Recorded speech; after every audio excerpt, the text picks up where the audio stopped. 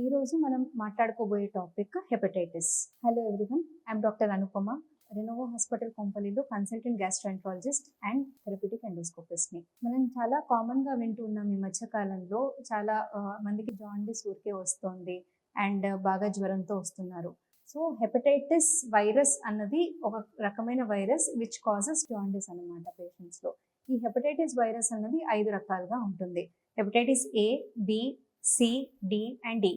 దాంట్లో C and B అన్న వైరస్లో సహజంగా క్రానిక్ లివర్ డిసీజ్ అంటే పర్మనెంట్ లివర్ డ్యామేజ్ కాజ్ చేసి వేరే కాంప్లికేషన్స్కి లీడ్ చేయడం జరుగుతుంది. వేరాస్ హెపటైటిస్ ఏ అండ్ ఈ అనేవి అక్యూట్ హెపటైటిస్ని కాజ్ చేస్తాయి. అంటే ఇప్పుడు మనం సహజంగా ఈ హెపటైటిస్ వచ్చిన పేషెంట్స్లో దెర్ విల్ బి ప్రోడ్రోమ్ అనమాట. అంటే మొదట్లో ఫీవర్, లేకపోతే కొంచెం ఒళ్ళు నొప్పులు, లేకపోతే కొంచెం బద్ధకంగా ఉండడము, విపరీతమైన ఒకరిగా వాంతికి వచ్చినట్టు ఉండడము, ఇంకా కొంచెం ఆకలి మందగించడం, అలాంటి సిమ్టమ్స్తో ఇనీషియల్లీ ప్రెజెంట్ అవుతారు.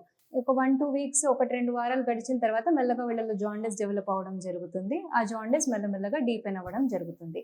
అసలు ఈ హెపటైటిస్ ఏ అండ్ డి ఎందుకు వస్తుంది అని అంటే ఇంప్రాపర్ ఫుడ్ వల్ల. అంటే చాలా శుభ్రమైన వాతావరణంలో తయారు చేయకుండా ఉన్న ఫుడ్ వల్ల, దాన్ని తినడం వల్ల వచ్చే అవకాశం ఎక్కువ ఉంటుంది అనమాట. ఇంకా కంటామినేటెడ్ వాటర్ వల్ల కూడా వచ్చే అవకాశం ఉంటుంది. ఇలా హెపటైటిస్ ఏ అండ్ ఈ వచ్చిన వాళ్ళలో మరి జాండీస్ వస్తే ఏం చేయాలి? సో సహజంగా మోస్ట్ ఆఫ్ ద టైమ్స్ ఈ హెపటైటిస్ ఏ అన్నది వచ్చి న్యాచురల్గానే ఒక 4-6 వారాల వరకు జాండీస్ ఉండి తగ్గడం జరుగుతుంది. కాకపోతే కొన్ని కాంప్లికేషన్స్ డెవలప్ అయితే, అంటే 10% పేషెంట్స్లో పేషెంట్ రక్తం గడ్డగట్టే తీరు తగ్గడము, లేదా మెదడు మీద ఎఫెక్ట్ పడి ఎన్కెఫెలోపతిలోకి వెళ్ళడం జరుగుతుంది. అలాంటి సీరియస్ కేసెస్కి మాత్రం ఖచ్చితంగా హాస్పిటల్లో అడ్మిట్ చేసి దానికి ట్రీట్మెంట్ చేయాల్సిన అవసరం ఉంటుంది. లేదు అంటే 90% మందిలో న్యాచురల్గానే మెడిసిన్స్ వాడుకుంటూ, ప్రాపర్గా నీళ్లు తాగుకుంటూ, బాగా ఆరోగ్యకరమైన ఆహారం తీసుకుంటూ ఉంటే న్యాచురల్లీ తగ్గడం జరుగుతుంది. సో ఎప్పుడన్నా మీకు తెలిసిన వాళ్ళలో కానీ మీకు కానీ జాండీస్ అలా ఏమైనా వస్తే వెంటనే టెస్ట్ చేయించుకోవాలి.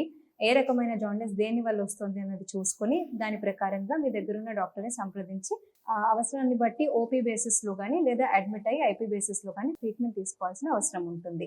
ముఖ్యంగా ఇప్పుడు ఈ వర్షాకాలంలో బయట స్ట్రీట్ ఫుడ్, బండ్ల మీద రోడ్ సైడ్ ఫుడ్ అవాయిడ్ చేసి కొంచెం ఇంట్లో ఆహారం, బాగా పౌష్టికరమైన ఆహారం తీసుకుంటే ఇది సంక్రమించకుండా ఉండే అవకాశం ఎక్కువగా ఉంటుంది. సో ఈ జాగ్రత్తలు పాటించండి. ఏమన్నా ప్రాబ్లం కానీ, జాండీస్ ఎక్కువ అవుతుంది కానీ, లేదా వేరే కాంప్లికేషన్స్ డెవలప్ అవుతున్నాయంటే మాత్రం ఖచ్చితంగా మీ దగ్గర ఉన్న గ్యాస్ట్రోఎంట్రాలజిస్ట్ని సంప్రదించండి. Thank you.